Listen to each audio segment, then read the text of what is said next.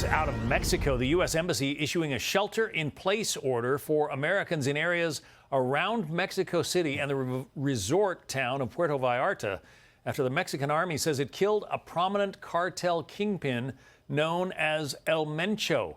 You're looking at some of the response, apparently, of the cartel members who have been torching vehicles and even airplanes in the Guadalajara area. Let's bring in Lucas Tomlinson from the White House. Lucas. Well, good afternoon, John. So far, there's been no reaction from the White House about the series of ongoing gun battles that we are witnessing in Mexico after, as you mentioned, the drug kingpin and cartel leader El Mencho was killed by Mexican forces. We've heard from the Pentagon that the Joint Interagency Task Force Counter Cartel did assist Mexican forces, not likely with boots on the ground, John, but with intelligence sharing. But after El Mencho has been killed, we're seeing a series of warfare, frankly, going on across Mexico. In Puerto Vallarta, in Guadalajara, we saw images from the airport. And, of course, thousands of American tourists visit Mexico throughout the year, certainly during the winter months in the United States. And right now the State Department is warning all Americans in Mexico to shelter in place, particularly in Puerto Vallarta and the Guadalajara. What you have to understand is what we got going on here is the Mexican army. They say they killed the head cartel boss, El Mencho. He's the leader of the CJNG cartel. I think that's the largest cartel in Mexico. But when we hear about Mexico, you got to understand why the Latinos are coming into the United States. Mexico is not safe. No matter how you play it, the cartels run Mexico. Not the president, it's the cartels. Okay? This man had a $15 million bounty on his head, and he still was not caught. Why? It's because he was paying everybody. Everybody's on payroll. So this is why when you see that, you got to understand that the Mexican president doesn't have much say. It's the cartel.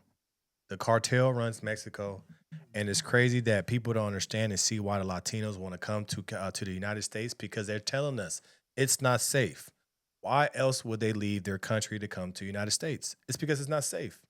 And now what you're seeing now is the Mexican army is going against the cartels, but other cartels are stepping in too, because now it's about territory.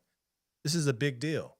But then you still have people wanting to go to Mexico, hang out in Mexico, and do whatever in Mexico, but it's not safe. So now the Americans that are there that were supposed to be coming back can't. They have to shelter and they have to shelter in place. So that's what you have to understand is when you go into these places overseas, right? Do your research. Just because you see the nice photos, just because you see that things are cool, whatever, does not mean it's safe. Does not mean it's safe. So as a person in the United States, should you be going back to Mexico anytime soon? No. They're going to make it seem like in Mexico that everything is cool, everything's been taken care of, because they want the money to keep on flowing. They want people to keep coming to tourism. But what you're going to see in Mexico, you're going to see a drop in tourism. You're going to see a drop in their money, because what you see, these cartels, they're targeting all the buses. They targeted a Costco. They're burning down shipping and logistics trucks. They're targeting all the things to where they can just shut off Mexico from the world. So what is the Mexican president going to do? You know, there are rumors that people came from that they said that people were coming to help as far as America coming to Mexico to train their troops.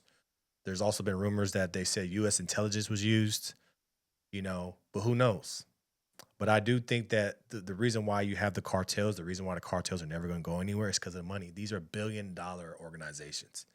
They can't be stopped because of their money.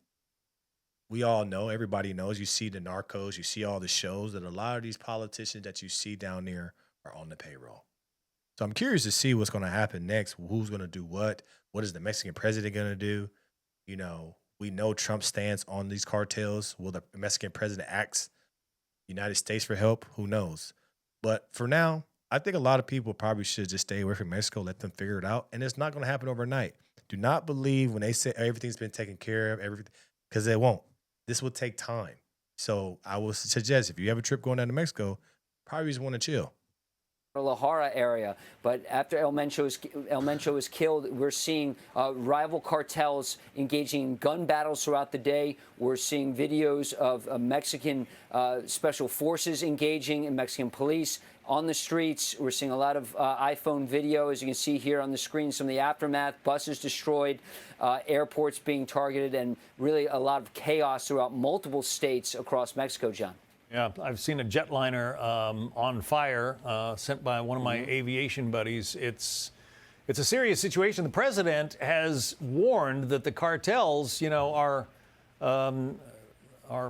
essentially foreign terrorist organizations, and he's talked about potentially sending U.S. forces after them. Doesn't sound like that is happening yet, Lucas.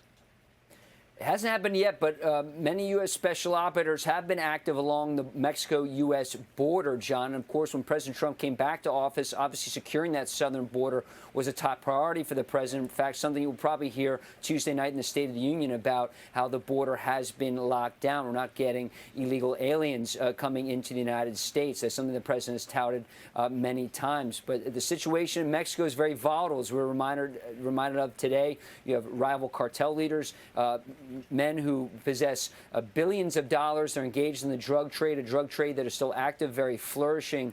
And they are getting some assistance from the U.S. military in terms of intelligence sharing. And President Trump himself has threatened drone strikes in Mexico. Remember, going back to his first term with Mark Esper, in his memoir, Mark Esper said he was horrified to hear President Trump talk about potentially launching drone strikes into Mexico. Remember, after the Maduro raid, there were some warnings from the White House that Mexico doesn't get their act together dealing with these cartels. Not necessarily something like what happened to Maduro and his wife would be next, but there was a warning. Need you, Claudia Sheinbaum, the leader of Mexico, to do more against these drug cartels, and perhaps she was listening, and that was the result of today, John. Yeah, well, those are horrific images of the burned out buses. And what we see is that the cartel will always be around. This won't be the end of the drug crisis. This won't be the end of cartels. Yes, he was the head of the top cartel situations right down there, but you don't think he had somebody underneath him? This is just a thing that happened, but it's not going to stop anything.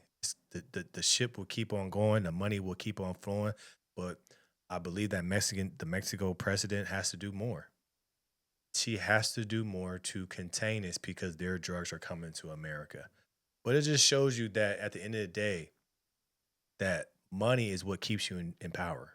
The reason why the cartel is able to move the way that they move, they have money everywhere. It's not just in Mexico. It's not just the United States. They have money everywhere, and they move how they move. But this is definitely a shocker to see this happen in the style that it happened.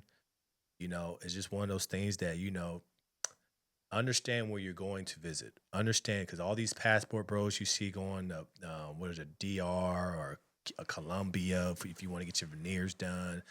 All these places, you got to understand where you're going. Everybody in this world doesn't move the way that America does. It is not safe in a lot of these places that you guys are risking to go just to have a little bit of fun. This is why you have to do your research. Let me know your thoughts about this in the comments below. Like, share, and subscribe to the channel. Tap into the Patreon. Link is in the description below. Monday through Friday, 10:21 a.m. Pacific Standard Time. We got the No Filter Morning Show. Make sure you tap in. I appreciate you guys, and I'm out.